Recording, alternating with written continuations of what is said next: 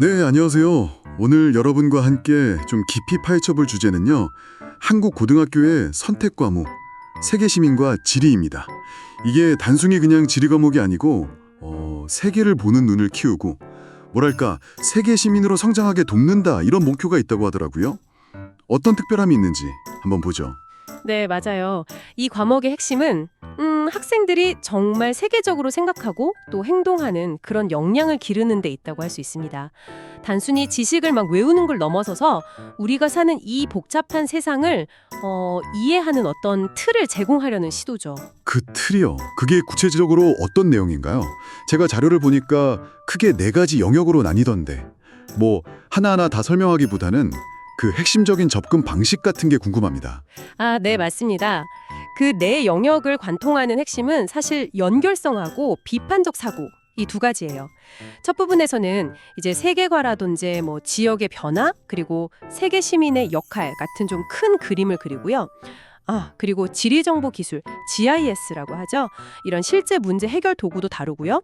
다른 영역들에서는 뭐 기후하고 문화, 또 인구 이동이나 식량 문제, 글로벌 경제하고 불평등, 환경 문제랑 평화 이런 좀 구체적인 이슈들을 파고들죠. 그러니까 예를 들면 만약 기후 변화를 배운다면 그게 그냥 과학적 현상 여기서 끝나는 게 아니라 그게 뭐 특정 지역의 문화나 경제 아니면 심지어 국제 분쟁하고 어떻게 연결되는지 이런 것까지 살펴보는 식이군요. 정말 흥미로운 지점이에요.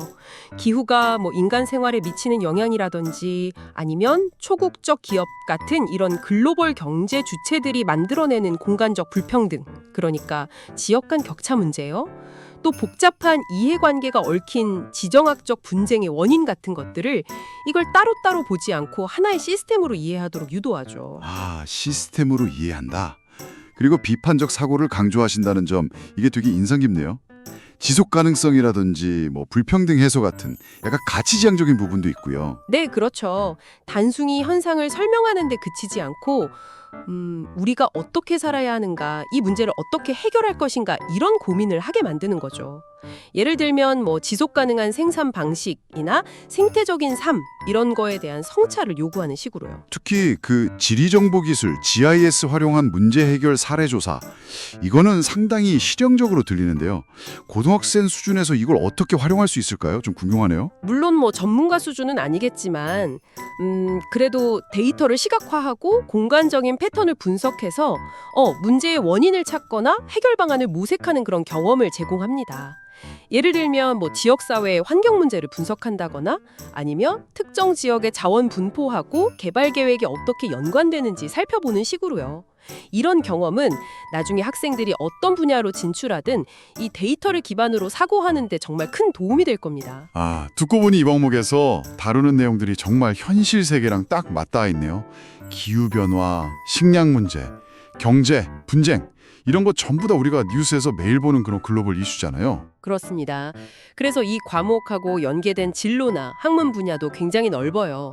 뭐 정치, 외교, 경제, 문화인류학, 미디어, 도시공학, 환경공학, 지리학은 뭐 기본이고요. 또 국제기구 활동가나 PD, 기자, 아니면 데이터 분석가, 정책연구원, 정말 다양한 길로 이어질 수 있죠. 세상을 보는 넓은 시야를 길러주니까요. 그렇군요. 그 평가 방식도 좀 독특하던데 절대평가랑 상대평가를 같이 한다고요. 이건 어떤 의미로 봐야 할까요? 네.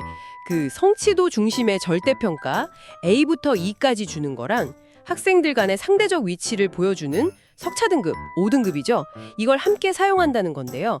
이건 제 생각에는 이 과목이 단순한 교양을 넘어서 학문적으로도 꽤 중요하게 다뤄지고 있다는 그런 증거로 볼 수 있겠죠. 학생들의 어떤 성취 수준하고 또 경쟁 내에서의 위치를 모두 고려하겠다. 뭐 이런 의도 아닐까요? 결국 이 세계 시민과 지리라는 과목은 학생들이 이렇게 복잡하게 얽힌 세계 문제에 대해서 정보에 기반해서 생각하고 또 책임감을 갖춘 시민으로 성장하도록 이끌어주는 약간 나침반 같은 역할을 하려는 거군요. 맞습니다. 지리라는 어떤 렌즈를 통해서 문화, 경제, 정치, 환경 이런 다양한 영역을 넘나들면서 세계 시민성이라는 게 얼마나 입체적인 개념인지 그걸 보여주는 거죠. 네, 오늘 저희가 함께 살펴본 이 과목의 어떤 지향점, 목표 같은 걸 생각해 보면서 여러분 스스로에게 질문을 던져보는 건 어떨까 싶어요.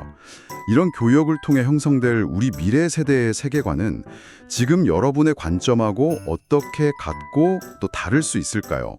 그리고 이 과목이 추구하는 여러 가치들 중에서 여러분이 생각하는 진정한 세계 시민의 모습에 가장 중요한 것은 무엇일지 한번 잠시 고민해 보시는 시간을 가져보시면 좋겠습니다.